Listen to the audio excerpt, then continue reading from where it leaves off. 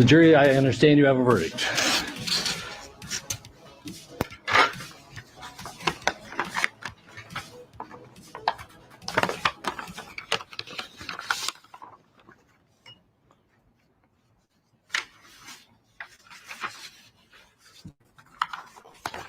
Members of the jury, I will now read the verdicts as they will appear in the permanent records of the 4th Judicial District. State of Minnesota, County of Hennepin, District Court, 4th Judicial District. State of Minnesota Plaintiff versus Derek Michael Chauvin, Defendant. Verdict, count 1. Court file number 27, CR 20 12646. We, the jury, in the above entitled matter as to count 1, unintentional second-degree murder while committing a felony, find the defendant guilty. This verdict agreed to this 20th day of April, 2021 at 1:44 p.m. Signed, juror foreperson, juror number 19. Same caption, verdict count 2. We, the jury, in the above entitled matter as to count 2, third-degree murder, perpetrating an eminently dangerous act, find the defendant guilty. This verdict agreed to this 20th day of April, 2021 at 1:45 p.m. Signed by jury foreperson, juror number 19. Same caption, verdict count 3. We, the jury, in the above entitled matter as to count 3, second-degree manslaughter, culpable negligence, creating an unreasonable risk, find the defendant guilty. This verdict agreed to this 20th day of April, 2021 at 1:45 p.m. Jury foreperson 019. Members of the jury, I'm now going to ask you individually if these are your true and correct verdicts. Please respond yes or no. Juror number 2, are these your true and correct verdicts? Yes. Juror number. Good morning, comrades. We are here today on the beautiful Wednesday. What the hell is going on? You were 30. It was 35 when you woke up. What does that mean, G Wolf?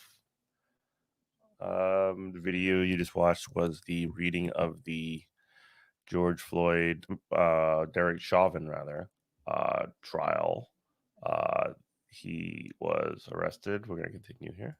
Number 9, are these your true and correct verdicts? Yes. Juror number 19, are these your true and correct verdicts? Yes. Juror number 27, are these your true?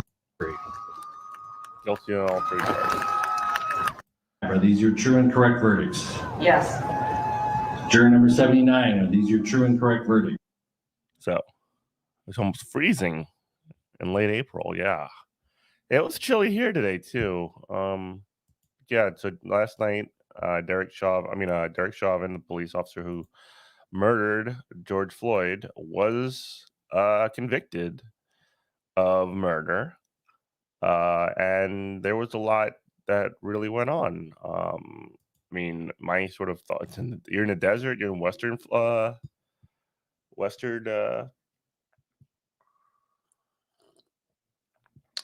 Texas. Derek Chauvin was convicted on all 3 counts, including second-degree manslaughter. And there was a lot going on. I was very, very heartened, actually, to see so many people. Okay.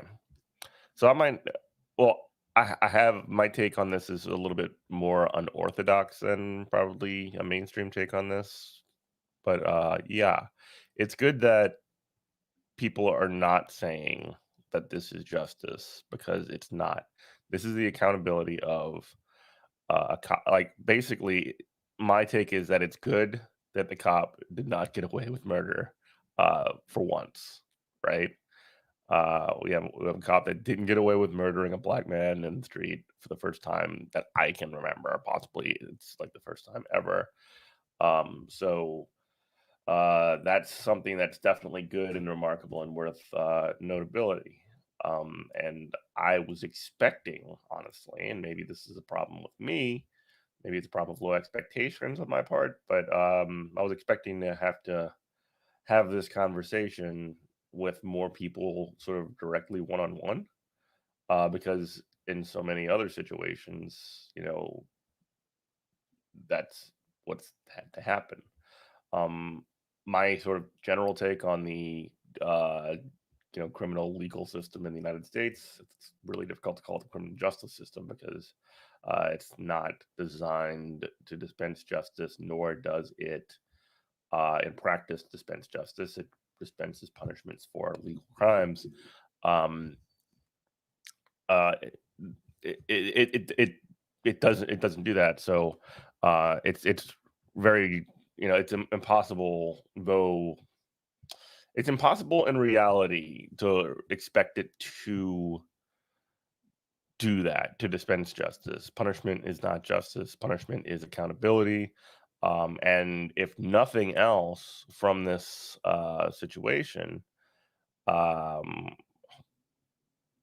maybe for finally, cops will think twice before they just decide to, straight up murder people on the street. And I have a couple of stories because again, another kid was murdered in Columbus yesterday. There's body cam footage of that. 16-year-old child was murdered by police yesterday. So I mean, like this whole thing isn't over by any stretch, and not even in the case of George Floyd and his family. Have they even themselves received justice? I mean, there's not no way to, I guess, completely do so. Nothing that happens in here is going to bring back the man who was murdered to his family. But what is the way to sort of acknowledge that sort of as a collective? That's sort of the difficult questions that that kind of come up. Like, what does justice look like? And it's sort of a restoration and acknowledgement of it. And again, the acknowledgement, part of that acknowledgement comes from yesterday's verdict. So that's good news. And again, it's not about any individual. It's about changing the system. I don't know. It's difficult now. Nancy Pelosi, who is the Democratic leader in the House, also had something to say about this. She had a very odd comment. I thought I had it up here. Sorry. Let's take a look at that.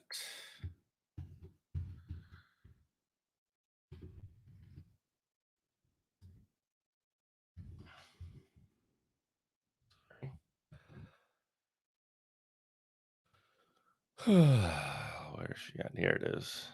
Here's a bizarre statement by Nancy Pelosi on her thoughts on the verdict at a press conference yesterday.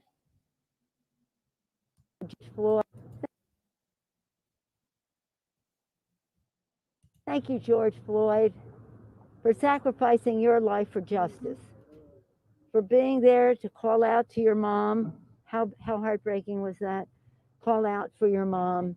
I can't breathe. But because of you and because of thousands, millions of people around the world who came out for justice, your name will always be synonymous with justice.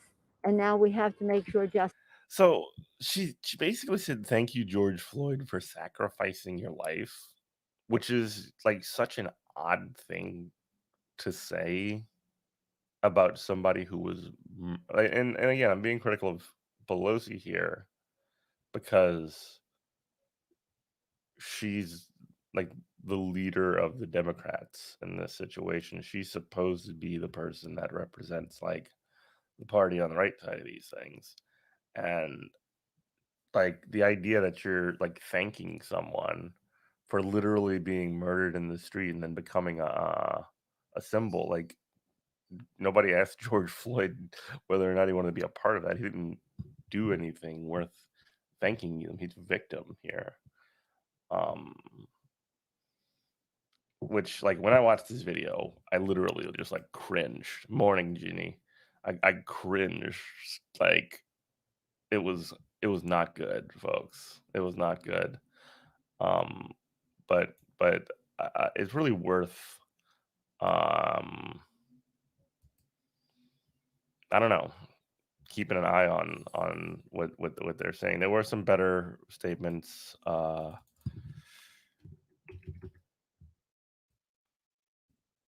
There were some better statements on the matter, but this was by far like the most bizarre that I had seen.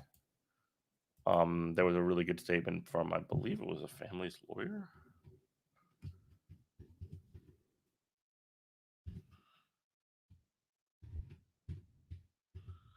Who said essentially the same or similar things, talking about how this was justice. This was not justice. This was once again, something we have to keep the pressure on. Let's see. Here's Benjamin Crump here. We have to keep the pressure on. Lawyer Benjamin Crump knows justice for the George Floyd might not come in the courtroom. Well, that's from yesterday.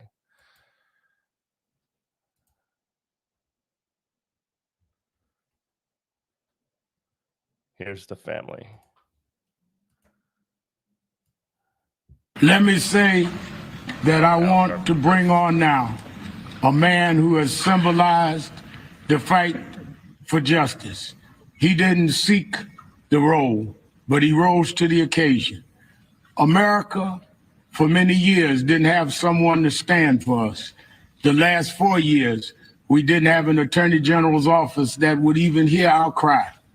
But we had been raised to believe that God always has a ram in the bush. And God has a way of taking the most humble of people and raising them up. We had an attorney general in Black America that has represented these cases with the acumen and skill of one that was raised in the South, but came to claim this nation in a new direction. I bring you the Attorney General for Black America, Ben Crump. Yeah. I love it. Thank you, Reverend Al Sharpton, not only for your mentorship, not only for being a great civil rights leader, but for being a moral authority, especially making sure no matter what happened, that we always maintained the moral high ground, knowing that we were on the right side of history as we fought for justice for George Perry Floyd Jr. Say his name. George Floyd. I am but a member of a great team of very talented attorneys. And I'm going to acknowledge them. Yeah, we got the Omegas and the Kappas, Reverend Jackson. And the Alphas in it. That's right. I want to acknowledge these great group of lawyers and then the family members. 2 or 3 of the lawyers will address you. And then at that time, we will hear from the family members before we take any of your questions. I want to acknowledge a great lawyer from Chicago, Illinois, one of the best I've ever had a chance to work with, Attorney Tony Romanucci. I want to recognize my partner on the front line in this case, one of the best lawyers at Ben Onum. He hails from Atlanta, Georgia, Attorney Chris Stewart. Yeah. His law partner, Attorney Justin Miller. Yeah. Attorney Madeline Simmons. A great Minnesota lawyers, Attorney Jeff Storms. Raise your hand, Jeff. Attorney Michelle Godot. And who else we got here? Anybody else? Attorney. We have Attorney Scott Masterson, who's not present. Attorney Bavani. I said Michelle. We got Michelle. Hi. And just a great group of lawyers. And I want to let you know who we have present here with the family here in Minneapolis for this historic day. We have George Floyd's brothers. We have Philonise Floyd. We have Rodney Floyd. We have Brandon Williams, who's George Floyd's nephew, but was more like a son to him. They call him Woo back in the Third Ward. Woo, woo, woo, woo, woo, woo, woo. We have Keita Floyd, Philonice's wife. We have, where Terrence at? Terrence, New York, where you at? We got Terrence Floyd.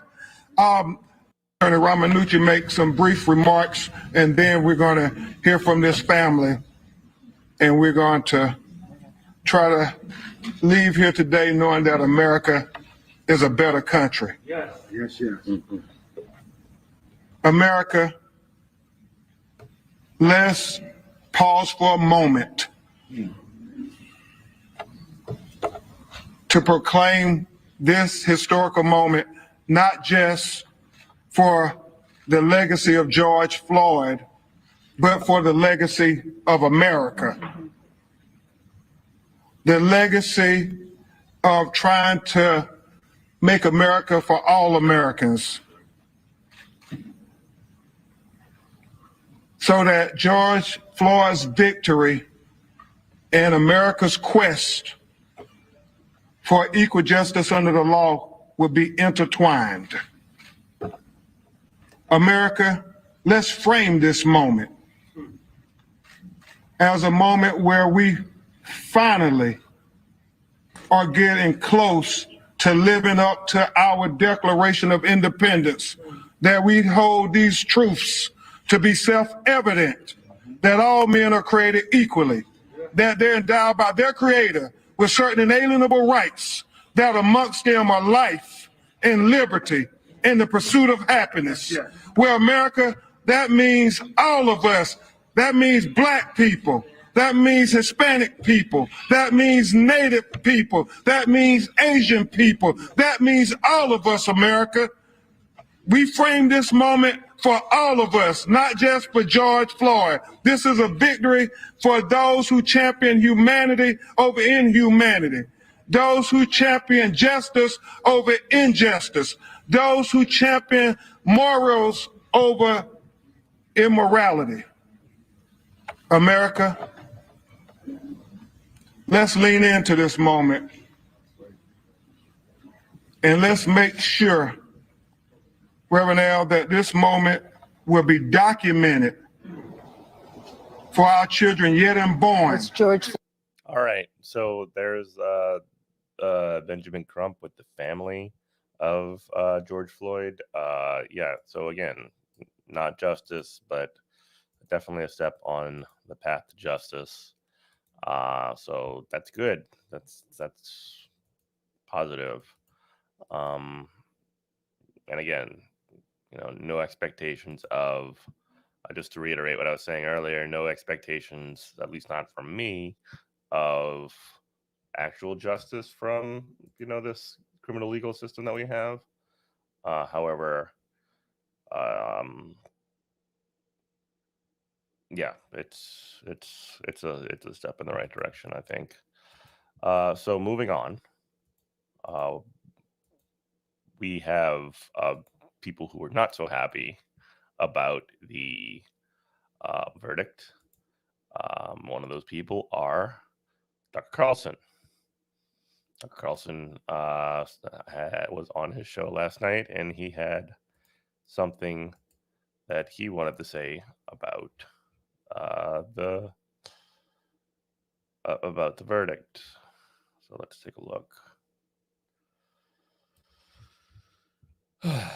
Fox News Tucker Carlson Thursday night ended an interview with former New York City corrections officer after the guest criticized former Minneapolis police officer Derek Chauvin. Now, lots of cops were criticizing Derek Chauvin here, like lots of them.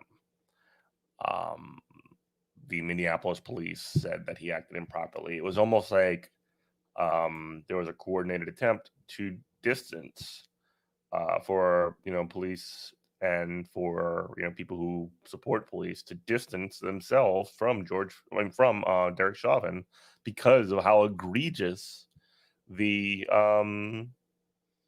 if anybody saw the video, he kneed on George Floyd's neck for 9.5 minutes, long after the man was dead, and even cops knew, even if they weren't. That was my first segment. Yes. The cops knew that, we can't be connected to this. This is too far. This is beyond the pale. But not for Tucker Carlson, apparently, because if, a New York cop, essentially he's a former New York corrections officer. He's criticizing George Floyd, and Tucker Carlson disagrees. So on Tuesday, a jury found former cop Chauvin guilty of second-degree unintentional murder, third-degree murder, and second-degree manslaughter Footage of the incident showed Chauvin kneeling on Floyd's neck for over 9 minutes as he gasped for air. The incident triggered nationwide reckoning and protests around the country against police brutality and systemic racism. In an interview with ex-corrections officer Ed Gavin on Tucker Carlson Tonight, the host started by asking, "Who's going to be a cop now, do you think?" Quote from, I think people will still become police officers. This really is a learning experience for everyone, Gavin said before pivoting to criticizing Chauvin. Let's face it, what we saw in that video was pure savagery. This is the cop, the ex-corrections officer. The ex-corrections officer said, quote, "I mean, the documentary evidence shows the police officer putting his knee on the perpetrator's neck while he was rear cuffed and the stomach was on the ground, causing potential asphyxia." Yeah, if your hands are behind your back and you're being pushed forward, I mean, like, that's a very, very, I mean, it's more than a prone position. It's a potentially asphyxiating position for anybody, even if they're healthy. And one of the arguments the defense made was that, he wasn't healthy. He was on drugs. They made all these excuses that something else other than the actions of Derek Chauvin killed George Floyd. Anyway, I'd like to see more training for police. I'd like to see the police trained as EMTs, like in the fire department. That's a very mainstream opinion, I guess you could say.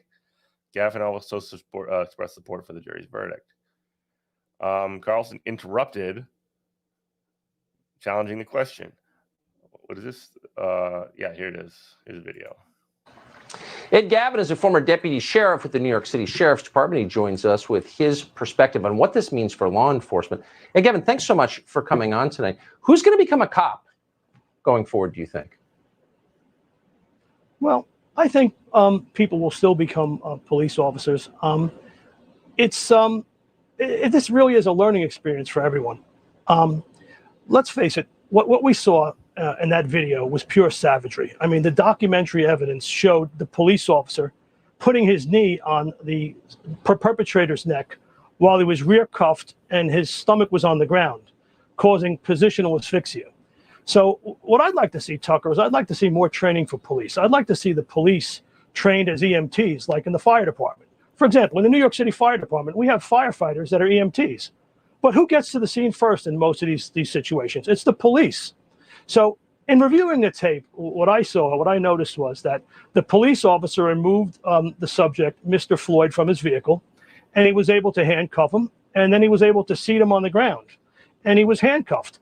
At that point, they should have left him there. There was no reason to move him. And obviously, Mr. Floyd was emotionally disturbed.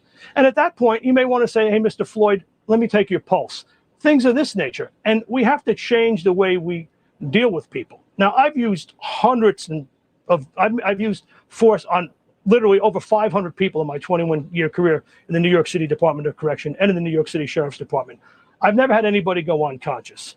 And, that was clearly an excessive, unjustified use of force. I think the verdict was just. I think we had documentary evidence. We had testimonial evidence.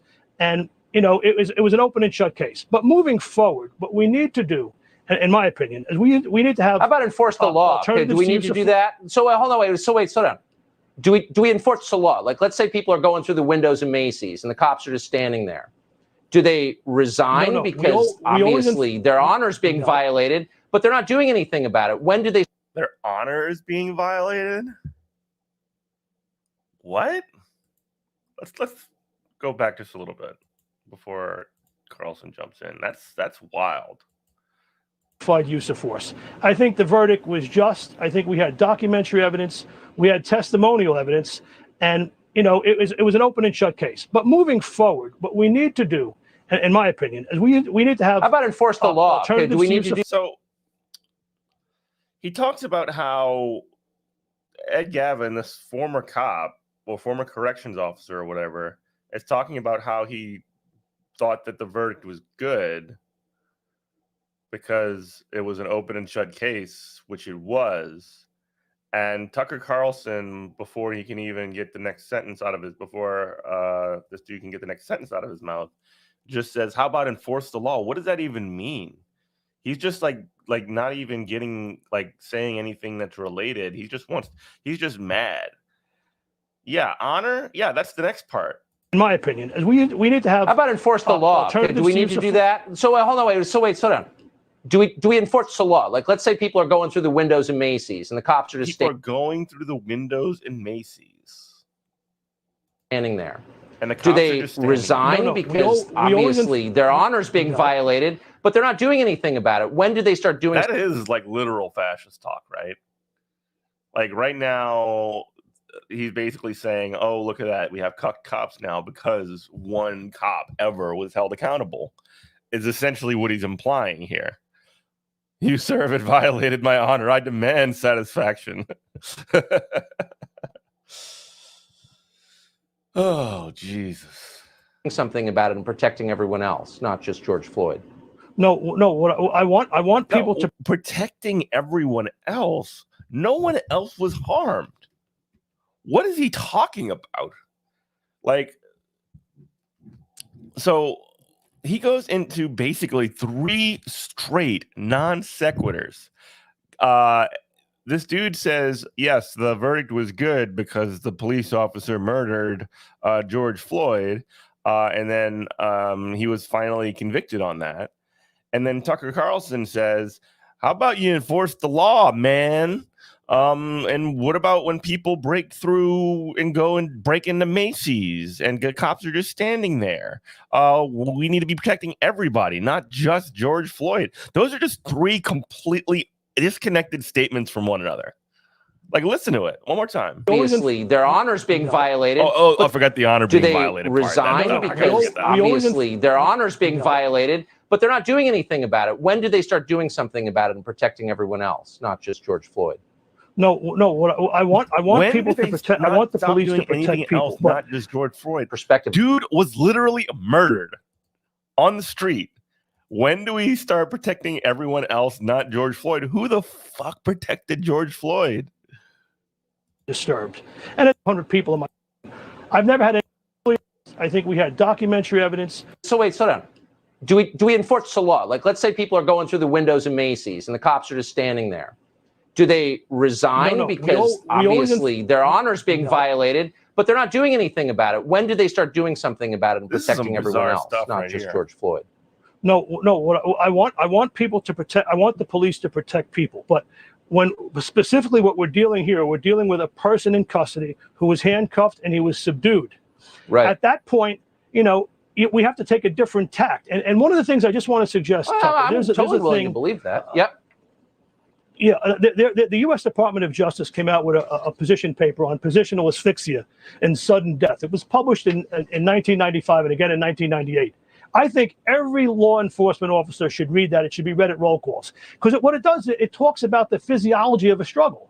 Now, like I said, Mr. Floyd. Jarring thing about this, because he's citing a study that talks about like the mechanics, the actual physiological mechanics of being choked out while your hands are cuffed behind your back, and like this is like the thing that's kind of mind-blowing to me is that this is a like 1996 and 98 study he just said. Like, this thing's over 20 something years old. It's been out since forever, and now we should finally start implementing it over 20 years later. Floyd was brought under control. What should have happened at that point is EMS should have been summoned and he should have been placed in an ambulance. Yes. And a supervisor should have been called to the scene. I just think that it was excessive and it shouldn't happen. And what I'd like to say, the guy who did it looks like he's going to spend the rest of his life in prison. So I'm kind of more worried about the rest of the country, which thanks to. What the fuck is he talking about? The guy who did it, by did it, you mean murdered a man. He's going to be spending the rest of his life in prison, which often is what happens to murderers. Do I believe that, like, most people do I think that all murderers should go to prison for the rest of their lives? Not necessarily, but that's just the world that we live in. And Tucker Carlson's pissed off because this dude, this cop, like, killed a guy and he's being held accountable for it. That's basically what he's saying right now. Under control. What should have happened at that point is EMS should have been summoned and he should have been placed in an ambulance and a supervisor should have been called to the scene. I just think that it was excessive Yeah, and well, it shouldn't happen. And what I'd like to say, the guy who did it looks like he's one going more to thing- spend the rest of his life in prison. So The real I'm kind of victim is the guy who did the murder, not the guy who was murdered. I mean, that's what Tucker Carlson's saying. He's saying that, oh, look at this. He is literally talking about white nationalism. Like in his mind, if okay, all right. If you can look at what happened in the George Floyd situation, if you can see somebody who has, and especially if you're a high profile media figure who actually like covers these things for a living and broadcasts these things to millions of people, literally millions of people every single night, and you're saying this, then yes, you are doing a white nationalism. Like that is, it's not just white nationalism though. Like it's like a straight up militarism essentially associated with this. And what he also kind of does is he sort of like when corporations and when companies sort of like try to opportunistically signal, like this happened with Colin Kaepernick a lot, right? When they will signal for their own, like literally for their own self-interested purposes. You want to sell more Nikes, you give a sponsorship to Colin Kaepernick, right? He'll basically say, well, look at that. The corporations are woke now. They're against us. I'm anti-corporation. I'm actually the anti-capitalist person. And I represent anti-capitalist values, which is just completely and utterly untrue. But he takes that position in bad faith because he thinks that he can get away with it, or he knows that he can get away with it because the people that watch him don't critically analyze those kinds of things, or can't, or whatever. I'm not trying to make excuses here. I'm more worried about the rest of the country, which More worried about the rest of the country, which is shocking to me, by the way. Like the only person that was harmed in all of this shit, like in all of this stuff, in I don't want to get into the Kyle Rittenhouse, who also murdered people and shot people by going to the protest to protect property, quote unquote. Like he also hurt people, and people defended him. People like Tucker Carlson. But why was it not right? I'm not saying that this should have happened, obviously, but like, should they have handcuffed Kyle Rittenhouse and kneeled on his back for 9 minutes? Like nobody was harmed or nobody was killed in the protest that followed this. They burned down a police precinct. They burned down a Target. That's not somebody's life. thanks to police inaction, in case you haven't noticed, is like boarded up. So that's more Mike Wait, and his life in prison. an ambulance, and a supervisor should have been called to the scene. I just think that it was excessive and it shouldn't happen. And what I'd like to say, the guy who did it looks like he's going to spend the rest of his life in prison. So I'm kind of more worried about the rest of the country, which, thanks to police inaction, in case you haven't noticed, is like boarded up. So the rest of the country is boarded up. In case you haven't noticed, is like. And what I'd like to say, the guy who did it looks like he's going to spend the rest of his life in prison. So I'm kind of more worried about the rest of the country, which, thanks to police inaction, in case you haven't noticed, is like boarded up. Go look out your window, and then the maniacal laugh. That's also, let's see, the Joker. Go look out your window and look at all of the houses around you. How many of them are boarded up? Like, he's literally doing the siege mentality thing. We're backs against the walls. We're fighting against the barbarians, both at home and abroad. Like, this is fast talk, folks. So that's more Mike and but I appreciate you coming on. Ed Gavin, thank you. Nope, done. Thank you. And then he cuts him off. Heather McDonald's is the Holy shit, man. Holy shit. That was worse than I thought it would be. That was worse than I thought it would be. Oh my God. Oh, geez. Tucker Carlson, folks. Tucker Carlson. Alan Dershowitz also had a very interesting appointment. If you remember, Maxine Waters made some comments about about essentially saying that if the jury doesn't rule guilty here, we should definitely protest. We should be out in the streets. That's not word for word what she said, but that's sort of the gist of it. And Alan Dershowitz, he also said, he basically said, oh yes, Maxine Waters is the Klan. So this is on Newsmax. Let's see if I can find a clip of that. Immediate question now becomes, will former officer Derek Chauvin be convicted of killing George Floyd after 3 weeks of witness testimony, expert testimony? Both sides have rested their cases. Closing arguments are that all laugh wrapped was crazy, up. man. That was wild. Ultimately, it really isn't that complicated in what it is you have to decide with respect to the excessive use of force and the issue of causation. The fact that it's so simple. Gorka too. Cool. And it should be. So for his legal opinion on this case, I want to bring in Professor Emeritus at Harvard Law and Newsmax contributor Folks. Alan Dershowitz.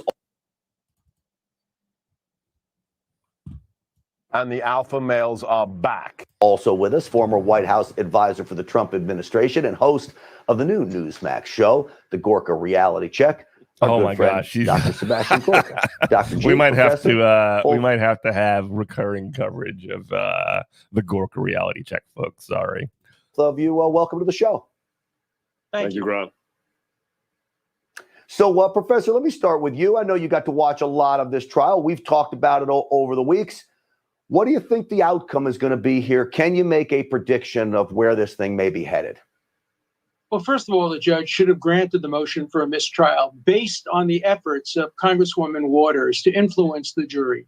Her message was clearly intended to get to the jury. If you acquit or if you find a charge less than murder, we will burn down your buildings. We will burn down your businesses. We will attack you. All right. We will Freeze. He's saying that what Maxine Waters herself said was that during the course of this trial, I've received. Whoa.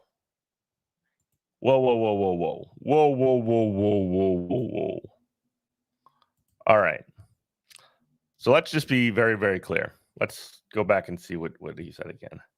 Intended to get to the jury. If you acquit or if you find a charge less than murder, we will burn down your buildings. We will burn down your businesses. We will attack you.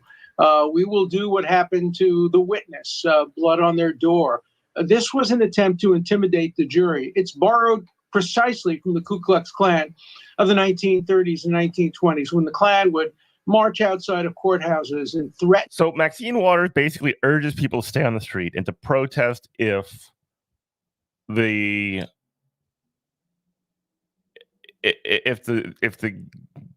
verdict is guilty. And Alan Dershowitz says, "Oh, she's the Klan now. She's the Klan." And all kinds of literal white nationalist organization. Reprisals if the jury ever dared convict a white person or acquit a black person. And so efforts to intimidate a jury should result in a mistrial. But the judge, of course, wouldn't grant a mistrial because then he'd be responsible for the riots that would ensue, even though it was Waters who was responsible. And so now, if there is a conviction, and I think there will be a conviction, at least on the manslaughter charge, the issue will go to the Court of Appeals. And will the Court of Appeals have the courage to reverse this conviction on the ground? There are many grounds of appeal, but on the ground that the jury was subjected to intimidation tactics, not only by Waters, but by others as well, who threatened violence in the event of an acquittal or a lesser charge than murder. All right, I want to get back to some of the legal issues of the case with you, Professor, but Dr. G, Professor Dershowitz raised a great point here. This is clearly intimidation. I feel for these jurors. They know what's going to happen. They haven't been sequestered. What do you think happens short of a conviction of the greatest charge against him, this murder charge? What happens? It's interesting to me that they didn't play the quote. And I wanted to give them a chance to do that so they can actually engage with it, but they didn't. So here's what she actually said. Difficult time in the history of this country. Despite the fact that we know that people of color have been killed too often, unarmed young men, in particular black men, have been killed. We know that we're now coming to the end of the George Floyd trial, and that I suppose the closing arguments are going to be made on that case coming Monday. And we're really just almost at the beginning of what is happening with our young man, Dante Wright, who was killed, and that we have to persist in calling for justice. We have to let people know that we're not going to. We must persist in calling for justice. That's what she said. That's the first part of it. So did she say anything about burning? Did she say anything about looting? Did she say anything about keeping the city like cities under siege or whatever the hell Al Dershowitz was saying? No. In calling for justice. We have to let people know that we're not going to be satisfied unless we get justice in these cases. And so I just could not sleep. I could not rest. I could not be satisfied without coming here to let the family know, and the friends know, and the people of this community know, and all those who have organized for justice know that I stand with you, and I'm going to stand not only with you, but continue to fight in every way that I can for justice, for justice. So I'm going to fight for justice. I'm going to stand with the people. Like that is what the Klan would say. Like that is wild, like a wildly disproportionate representation of what Maxine Waters is saying. How they got their hooks into it, the only way they like Newsmax and Tucker Carlson could get their hooks into something like this is if they don't play the quote. Because when they do that, they'll just basically say, do you hear what Maxine Waters is saying? I'm not going to tell you what she's saying, but she's saying to burn down our cities. Dr. G, your prediction? Well, I think Let's see what Gorka has to Dershowitz say. is exactly on the money. We have this murder charge. What happens, Dr. G, your prediction?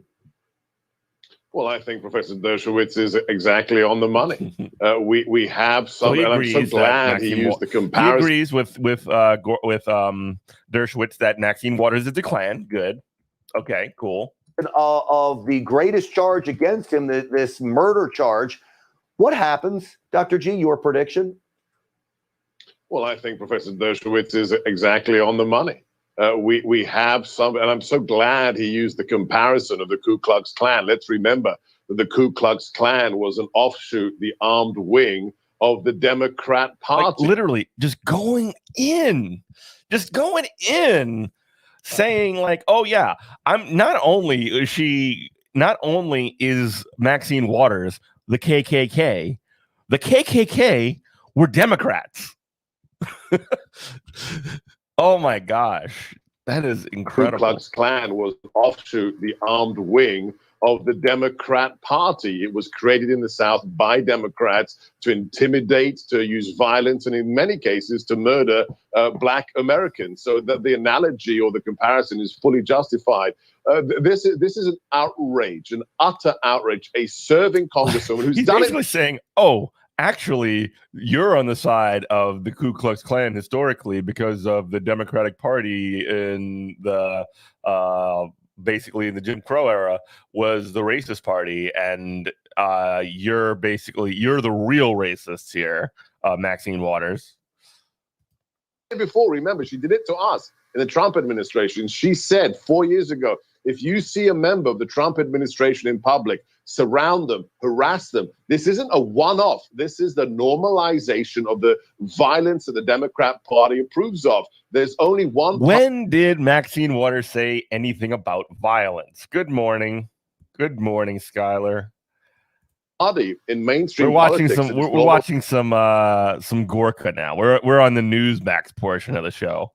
Violence, and it is the Democrats. But again, let me just echo what the professor said. The judge didn't have the courage to do what should have been done. We know that the jury has already been intimidated. Now it's happening from Congress, from Maxine Waters, who Nancy Pelosi defended today, defended her incitement. We have the insanity that the former president was charged with incitement. Literally, all Maxine Waters said, the entirety of all of her comments was, we need to stay on the streets. I support the protests, and that's it.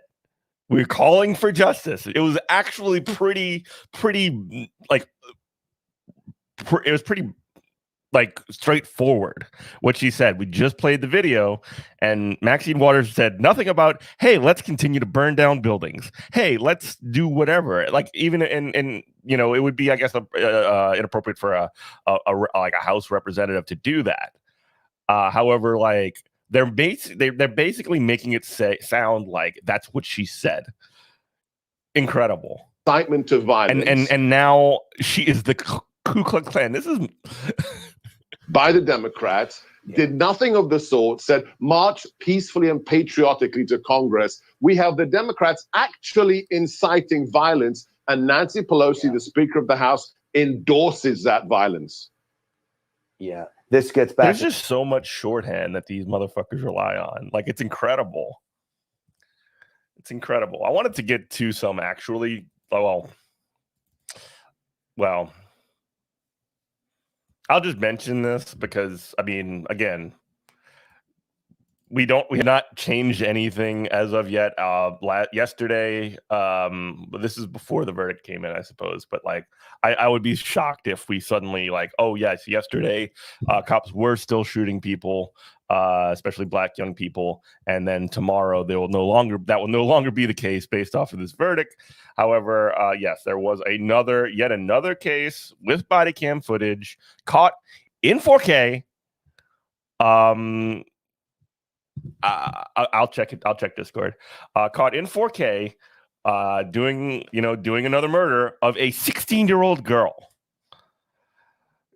So, police in Columbus, Ohio, released body cam video Tuesday night of the fatal shooting of a teenage girl earlier in the day.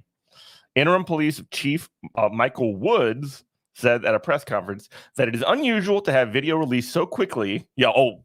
Slow down, folks. But we understand the public's need, desire, and expectation to have transparency. Police did not identify the girl, but her family and Franklin County Children's Services identified her as 16-year-old Micaiah Bryant. The family also told CBS Columbus affiliate WBNS-TV that Bryant was the one who called the police for help. Police, help me. People are fighting outside of my house. And then the police come and murder her. Police at the press conference could not confirm who called 911. It was the girl that you killed, folks. Cops. Police and the city officials also referred to the victim as a 15-year-old throughout the press conference. She was 16. Wood said 911 received a call around 4:30 p.m. The information was called. The caller was a female, and she said a female was trying to stab them and put their hands. Okay, whatever.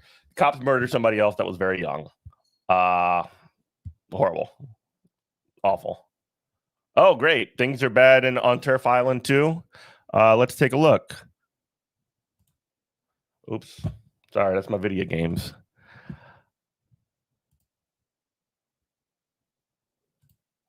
Okay, let's see here. Let me be a boomer for a second. Excuse me.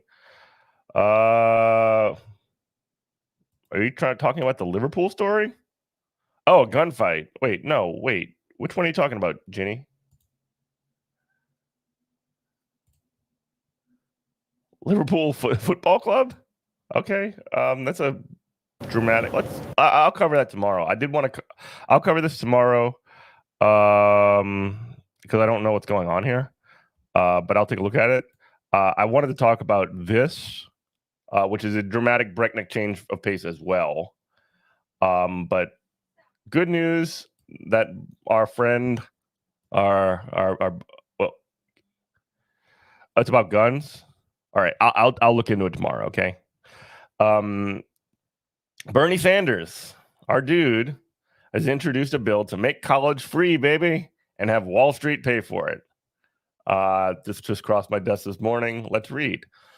Free college could be soon a reality for many Americans. Senator Bernie Sanders from Vermont and Pramila Jayapal, who's been the main driver in the House for the Medicare for All bill. She wrote the dang bill on Medicare for All in the House, or introduced it. On Wednesday, introduced the College for All plan, legislation that would make a college education free for millions and lend extra support to those from working class families, including minority institutions. Quote, the wealthiest country in the history of the world, a higher education should be a right for all, not a privilege for the few, Sanders said in a statement. If we're going to have the kind of standard of living that the American people deserve, we need to have the best educated workforce in the world. Don't love that language, but it is what it is. I don't like workforce most of the time. It's kind of like HR. Well, I guess that would say more like human capital, I suppose.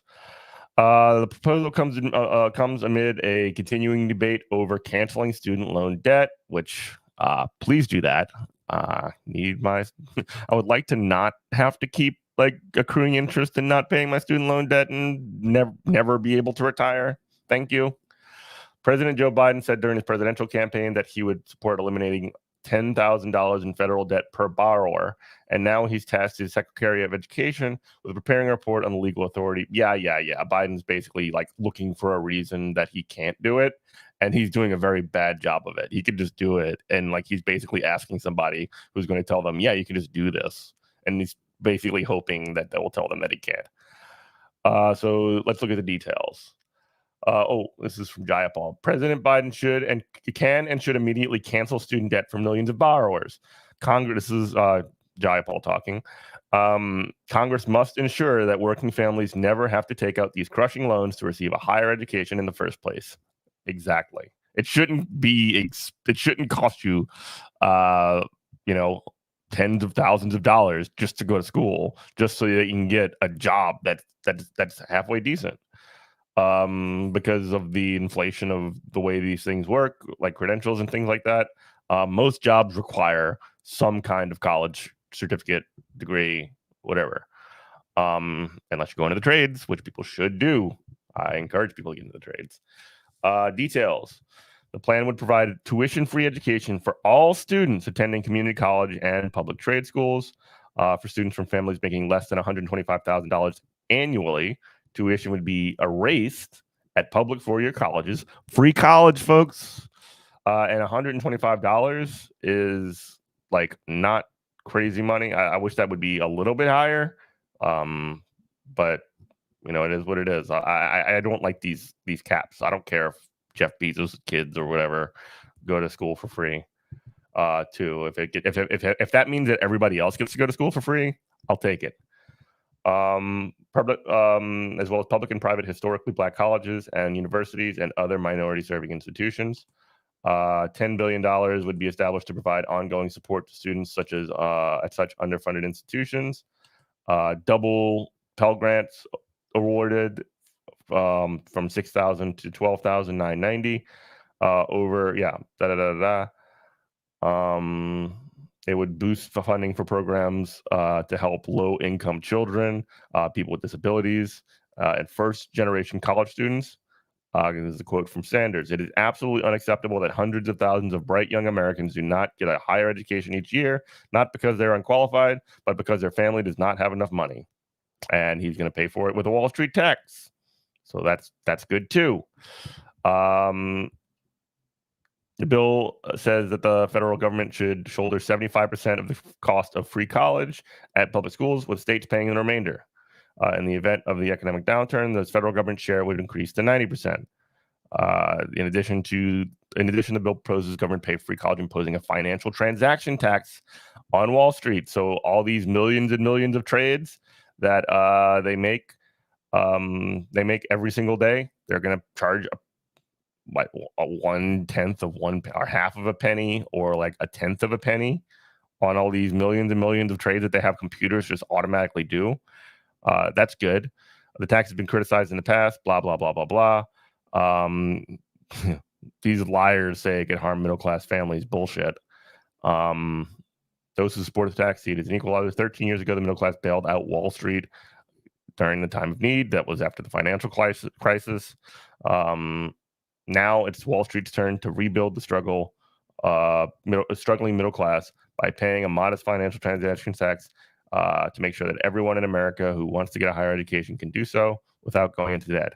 Bam, that's perfect. So yeah, that is a bill that is being introduced now.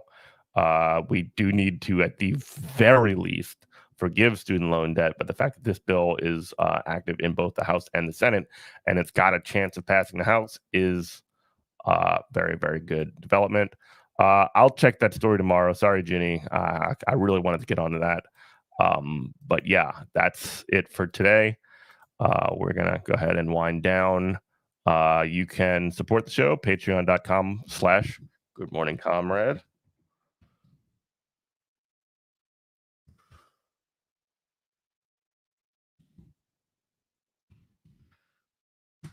You can actually join the Discord as well, where you can, send stories. You can participate in just some day-to-day conversation about what's going on right here. All right, folks. We're going to wrap it up. I will see you tomorrow.